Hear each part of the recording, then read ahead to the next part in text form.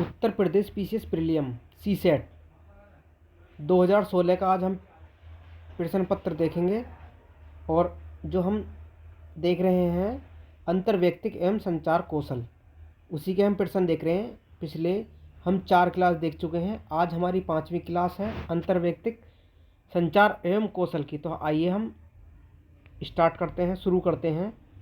कोई अधिकारी मीटिंग के दौरान अपनी लेखनी मेज पर पटक कर प्रकट करता है, उसको उसकी क्या क्या करता है? क्रोध को करता है, थकावट को करता है, अरुचि को करता है, उलझन को करता है।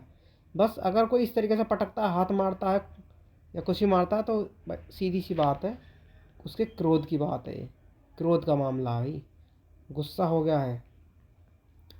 अधोलिखित में से किस प्रकार के संप्रेषण में नेतृत्व भूमिकाओं की उत्पत्ति सर्वप्रथम होती है? तो लघु समूह संप्रेषण यानी स्मॉल ग्रुप कम्युनिकेशन। ये प्रश्न द्वारा पढ़ेंगे हम। अधोलिखित में से किस प्रकार के संप्रेषण में नेतृत्व भूमिकाओं की उत्पत्ति सर्वप्रथम होती है? तो इसका बी सही है। किसी व्यक्ति में दूसरे के साथ काम करने का सर्वाधिक महत्वपूर्ण अंतर्वैयक्तिक कौशल है योग्यता, एबिलिटी। ये तो है ही, सीधी सी बात है, बहुत आसान प्रश्न है।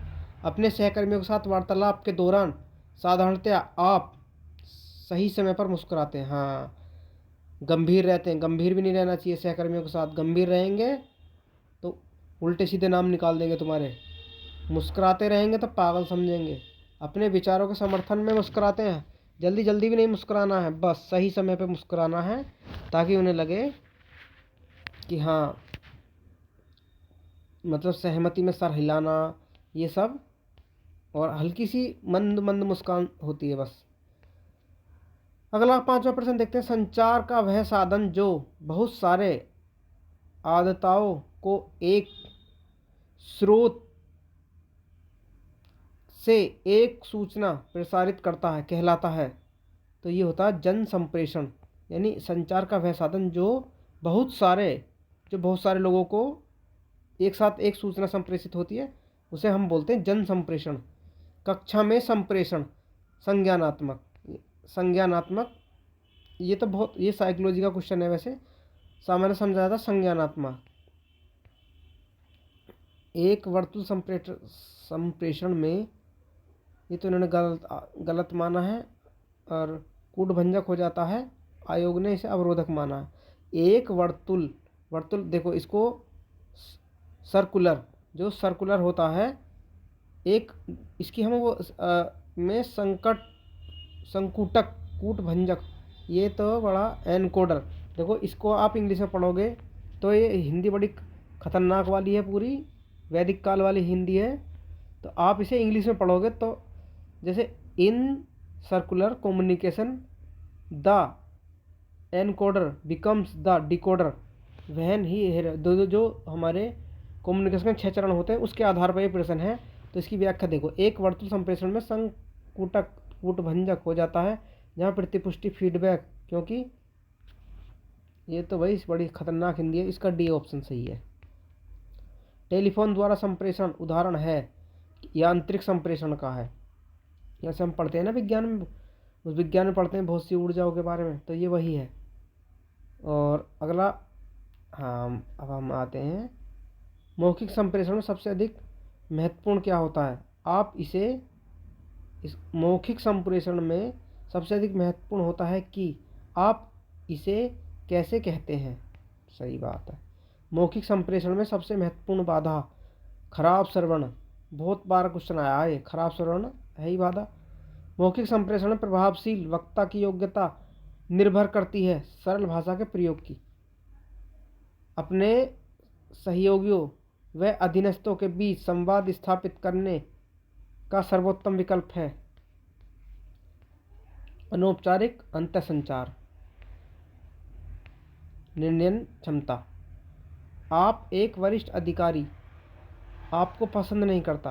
आपका एक वरिष्ठ अधिकारी आपको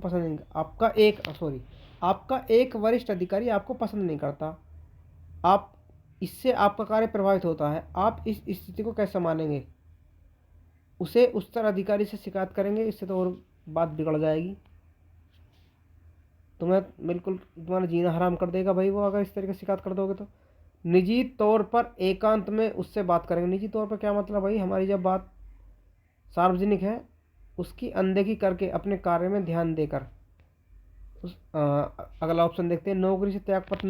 नौकरी से त्यागपत्र दे दो, क्या खाएगा फिर, क्या खाओगे भाई, नौकरी से त्यागपत्र दे दोगे तो उसकी अनदेखी करके, उसकी अनदेखी करो भैया, पसंद कर मत कर, तू मैं को तेरे पसंद आने थोड़े हम ना काम करने आया हूँ या काम करने आई हूँ।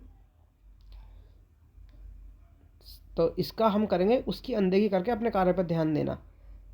ठीक है।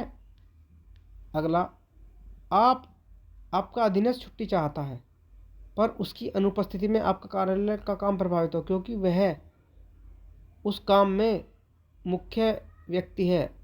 आपको चाहिए कि उस मामले को अपने वरिष्ठ को संदर्भित कर दें। नहीं, छुट्टी भी नहीं मंजूर कर सकते आसानी से।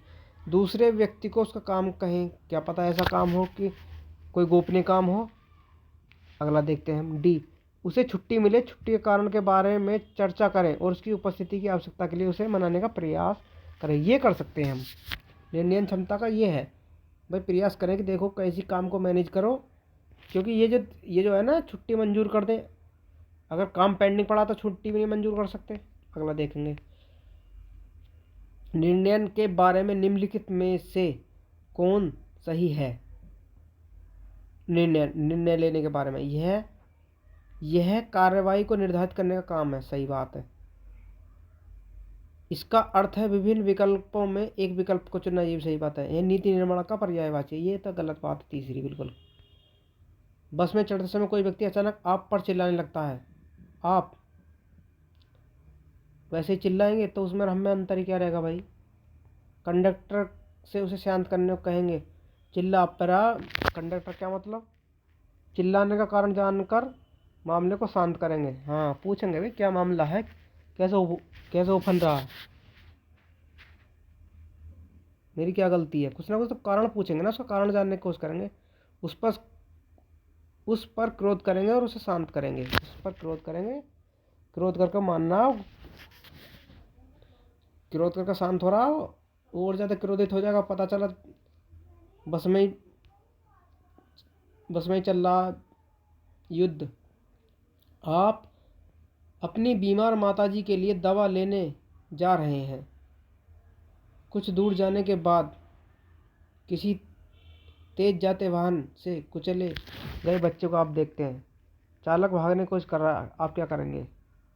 तत्काल घायल बच्चे को पास के अस्पताल में ले जाएंगे। वाहन चालक को कैसे करेंगे भाई, पकड़ने की कोशिश। इसका सटीक आंसर तो यही है, तत्काल घायल बच्चे को पास के अस्पताल में ले जाएंगे। सबसे मेन तो यही है। और फिर भी हम सारे ऑप्शन पढ़ते हैं। आप चालक को पकड़ने की कोशिश करेंगे, तो बेचारा वो बच्चा मर जाएगा। ठीक है, तो दूसरा नहीं हो सकता। और पुलिस को घटना के बारे में सूचित करें। जब पुलिस को सूचित करेंगे, घायल बालक के माता पिता को सूचित करेंगे नहीं भाई, हमारा काम वही है, तुरंत अस्पताल में ले जाना। बाकी ये सारी प्रक्रिया तो उसके बाद होंगी। निर्णय से संबंधित समस्याएं हैं। भय झूठी आशा। आप एक बड़े व्यवसाय वर्ग के निदेशक मंडल के सदस्य हैं। किसी विशेष मुद्दे पर आप मंडल के निर्णय से सहमत नहीं हैं। आप मंडल के समक्ष अपनी दृष्टियों, उनके विचार रखेंगे। यही सही है। चलिए, तो इसके में कुल 19 क्वेश्चन आए हैं 2016 के पेपर में, और हम आगे के आने वाले पेपरों में देखेंगे कितने क्वेश्चन हैं। तो आज की क्लास हम यहीं समाप्त करते हैं, और अगली क्लास में हम देखेंगे 2017 का पेपर।